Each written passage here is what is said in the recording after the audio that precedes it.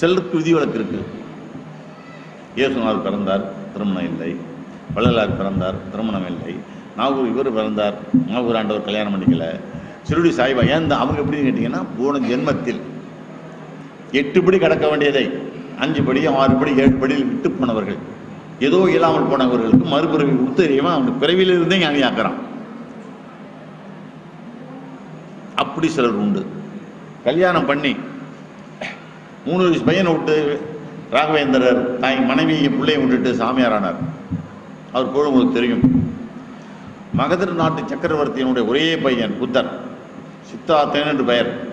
அவரும் 3 வயசு குழந்தைய ஆண் குழந்தையை விட்டுட்டு தான் போனார். எல்லாரையும் விட்டுட்டு அவர் உலகம் பூரா அவர் பெருமை நீ உலகத்தில் வேறு எங்கேயுமே கிடையாது. அன்றைக்கு 7 நாட்டுகளில் அவர் வாழ்ந்துக்கிட்டு இருக்காரு. இன்னும் உலகத்திலேயே 7 டன்னில் தங்க செஞ்சு வச்சிருக்கிறது தாய்லாண்டில் வச்சுருக்காங்க. அது ஒரு உலகம் யாருக்குன்னு கிடைக்கல. மகத நாட்டை விட்டு வெளிநாடு போகாதவருக்கு ஜப்பான் 90 பங்கு அவர் ஆதிக்கம், சுலோனா அவர் ஆதிக்கம், தாய்லாந்தில் ஒரு ஆதிக்கம், பர்மாவில் ஒரு ஆதிக்கம், ஜப்பானில் கொரியாவில் ஒரு ஆதிக்கம், இந்த முஸ்லீம் நாட்டில் கூட ஒரு ஆதிக்கம், ஆப்கானிஸ்தானில். இந்த இடத்துல விட்டு போகலை.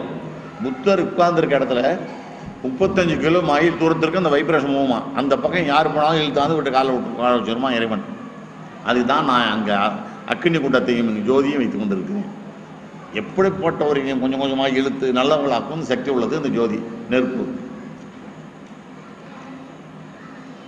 இவர்கள்லாம் அப்படி இருக்கிற போது கல்யாணம் ஒரு தடை இல்லை. நிம்மதியாக கல்யாணம் வாழலாம், எந்த வயசுலையும் வாழலாம், எந்த வயசுலையும் ஞானம் பெறலாம். மனிதனுக்கு ஆரோக்கியமாக ஜீவசனாந்தம் ஒரு சுட்ட இருந்தாலும் போதும் நீ உடனே அந்த ஞானத்தை பெற முடியும். இறைவனாலும் பெறலாம், குருவாலும் பெறலாம். உனக்கு வேண்டியவர்களை அவர் அனுப்பி வைப்பார். இறைவன் சாதாரணமானவர் அல்ல. நீ எதை விரும்புகிறே அதை செய்வார். உன் மனம் இரவும் பகலும் அல்லும் பகலும் அனவரதமும் இறைவன் நினைத்தால் கல்லும் சொல்லாதோ கவிதான். நீ நினச்சிக்கிட்டு கல் கூட கவி சொல்லுமா அந்த இறைவன் நினச்சிக்கிட்டே இருந்தா. அப்போ நீங்கள் இந்த குடும்பத்தில் என்ன நினைக்கணும்னா, என் பிள்ளை நல்லா இருக்கணும், என் பேர பிள்ளை நல்லா இருக்கணும், என் மருமகன் நல்லா இருக்கணும்னு நினைக்கவே கூடாது. உங்களுக்கு எதுவும் நடக்கவே நடக்காது. அதை முதல்ல புரிஞ்சுங்க. நீங்கள் உங்கள் இடத்துல உட்காந்து காலையில் 5 மணிக்கு எழுந்திரிச்சு உட்காந்து 4, 5 உட்காந்து கண்ணை மூட்டை அப்படி இருந்துகிட்டு இருக்கும்போது உட்காரும் போதே, இறைவா அருட்பெருஞ்சோதி ஆண்டவா இந்த உலகத்தை காப்பாயாக,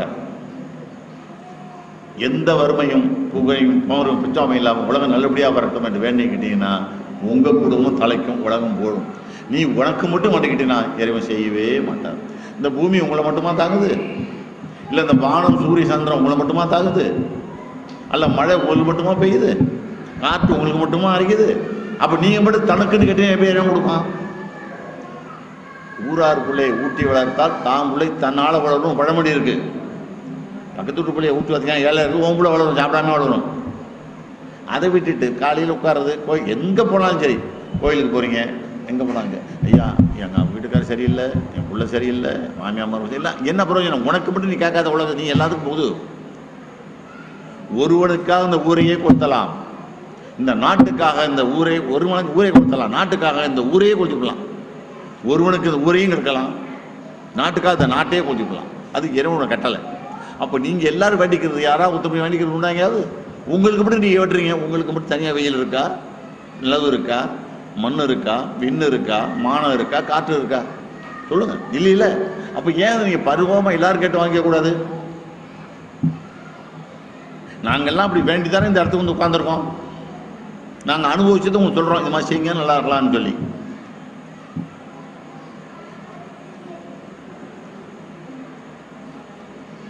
இங்கே தான் நினைக்கிறேன், பிப்ரவரி கோயில் திறந்தேன், ஏப்ரல் மாதம் ஒரு அம்மா வந்தாங்க.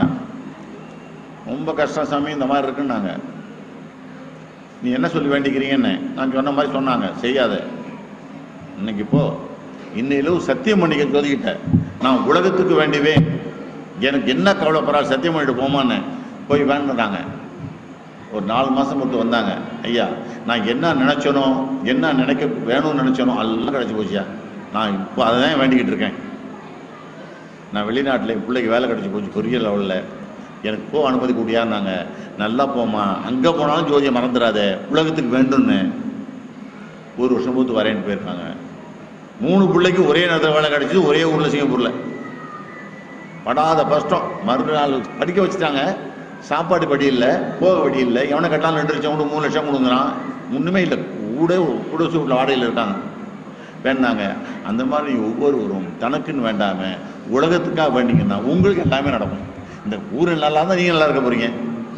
ஊரே கெட்டு போனால் நம்ம நினைச்சு போகிறோம். ஒரு காலரா வந்துச்சு, ஊரே சார்பு தப்பிக்க முடியுமா? ஒரு புயல் வந்துச்சு, தப்பிக்க முடியுதா? அப்போ எல்லோரும் நல்லா இருக்கணும் அப்படின்னு நீங்கள் மனசார காலைல உட்காந்து இறைவனை வேண்டி அந்த கற்பனை ஆண்டவனை கண்ணை மூடி மனசை அங்கே வைத்து சும்மா ஒன்றும் பேச வேண்டாம், எதையும் கேட்க வேண்டாம், அமைதியாக இருக்கும். ஒரு 2 மாதம் 3 மாதம் கஷ்டப்படும். அப்படி அமைதி போக போக போக உங்களுக்கு எந்த தண்ணியும் வராது. இடி பக்கத்தில் தான் சத்தம் கேட்காது. பஞ்சபூதங்கள் அங்கே அடங்கிடும். 9 நவக்கிரகங்கள்லாம் அடங்கிடும். நீ எப்போ விழிச்சு திறக்கிறீங்களோ அது வரைக்கும் உங்களை யாராலும் அசைக்க முடியாது, எழுப்ப முடியாது. இடிவுகள் தான் எழுதிருக்க மாட்டீங்க. அப்படி போட போட போட போட அது ரொம்ப நேரம் உட்காக்க இறைவனும் 1/2 வரும் 1/4 ஒரு எழுப்பணும். ஆனால் அந்த பக்கம் அதான் ஒருமுகப்படுத்துறது மனசின் பேர். அப்படி ஒருமுகப்படுத்தி விழிக்கிற போது இந்த என்ன வேணும்னு கேட்டீங்களோ அது அந்த வாரத்திலே கிடைக்கும். இது சத்தியம் சத்தியம் சத்தியம். அது இல்லாமல் உங்கள் குடும்பத்துக்கு மட்டும் வேண்டிங்கன்னா எதுவும் நடக்காது, தொல்லைகள் தான் வரும். இதை மனசில் நல்லா பதிய வச்சுக்கோங்க. முடிஞ்ச வரைக்கும் ஒரு 5 மணிக்குள்ள தான் கூட பரவாயில்ல. 5:30 பிரம்ம முகூர்த்தங்கிறது 3:30 4லேருந்து 5:30. அது என்ன பிரம்ம முகூர்த்தம்னா இது சொல்கிறோன்னா ஏமாத்தான். அது இல்லை. பிரம்ம முகூர்த்தம் போது மேலே இருந்து ஜீவகாந்தான்னு ஒன்று இறங்குது. இப்போது சூரியன் வர்றது நமக்கெல்லாம் இலை கொடி செடி ஒரு கல்லுக்குள்ளே தேரை இருக்குது. அது எத்தனை ஆண்டு ஆனாலும் 100 கோடி ஆண்டாலும் உள்ளே தான் இருக்கும், சாகாது. தண்ணி மட்டும் அது போகுது, கல்லை உடைச்சா தான் வெளியே வருது இல்லைங்களா? அதே மாதிரி ஆமை 4000 வருஷம் வாழுது. இதெல்லாம் அடுத்த மாதத்துல சொல்லுவோம். இன்னும் சொன்னால் நாள் போயிட்டு இருக்கு. மழையில வந்தால் கஷ்டமாக போயிடும். ஆகி போச்சு. உங்களுக்கு 1.5 வரணும், இன்னும் 1.5 மணி மேலே ஆச்சு ஆச்சா. அதனால எல்லாருமே உட்காந்து அரும்பா காலையில் 5 மணி இல்லை 5:30 யாராவது எழுந்துறீங்க. அந்த ஜீவகாந்தம் பண்ணுற போது கதவோ ஜன்னலோ திறந்துருக்கும். அந்த ஜீவகாந்தம் உங்கள் மேலே வந்து படும், பனி மாதிரி படும். அதில் ஒரு அற்புதம் முதல்ல புரியாது உங்களுக்கு.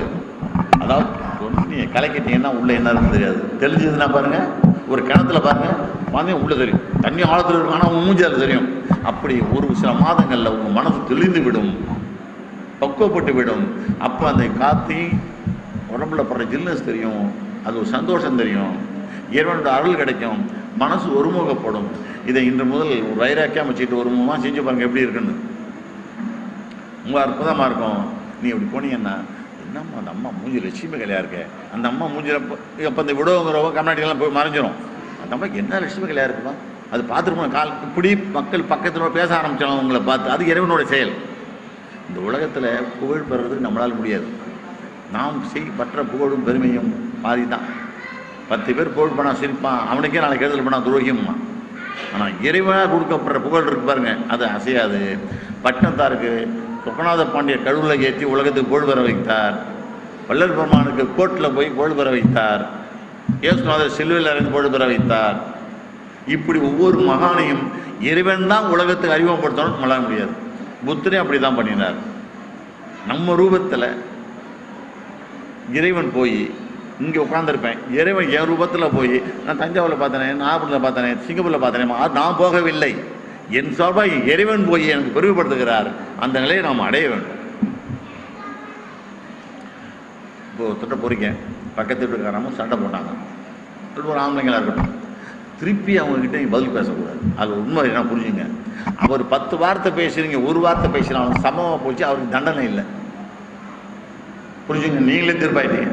அவன் என்ன பேசுகிறான் சரி, அடித்தா கூட வாங்கிக்கிட்டு சந்தப்படாமல் உள்ளே போய் உட்காந்து காலையில் போதும் இறைவா எல்லாம் நீ பார்த்துக்கிட்டு இருக்க, நான் வாங்கி அடி, நீ வாங்கி அடி, ஒன்றா நான் நம்புகிறேன், எனக்கு இருந்தாலும் உனக்கு உட்காருங்க. அடுத்த 1 வாரத்துக்குள்ளே அவன் என்ன ஆகிறான் பாருங்க. ஒன்று தற்கொலை பண்ணிக்குவான், இல்லை ஆக்சிடென்ட் செத்துருவான், அல்லது குடும்பம் அழிஞ்சிரும், இல்லை வீடு பற்றி இருக்கு. கண்டனை அவர் கொடுப்பார், நாம் கொடுக்கக்கூடாது. பேசிட்டீங்கன்னா போச்சு, அடுக்க வந்தாலும் பதிலுக்கு பதில் போச்சுன்னா போச்சு, கடவுள் வரமாட்டாருக்கிட்ட. நீ பதில் செஞ்சிட்டிய. 10 வார்த்தை செஞ்சால் 1 வார்த்தை சொன்னது தானே. அந்த மாதிரி யார் என்ன சண்டை போட்டாலும் அமைதியாக உள்ளே போங்க. நீங்கள் சொல்கிற மாதிரி ஒரு 2 மாதம் பார்த்தீங்கன்னா உங்களுக்கு கோபமே வராது. 2 மாதம் பாருங்கள், நான் சொன்ன மாதிரி கோபத்தை பாருங்கள், கோபம் கிட்ட வருமா.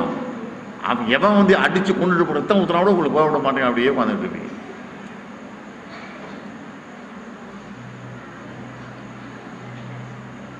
இந்த வேலைக்கு முடிச்சிடுறோம். 4 மாதம் ஆத்து பார்ப்போம். 1.25 நேரம் ஆச்சு. மழைக்கெல்லாம் வந்தால் போக முடியாது, லாத்துக்கு மேலே தொல்லையாக இருக்கும். பெரும் ஜோதி தனிப்பெரும் கருணை அருட்பெரும் ஜோதி. உலக மக்களை எல்லாம் வாழ விரைவார் ஆண்டவரே.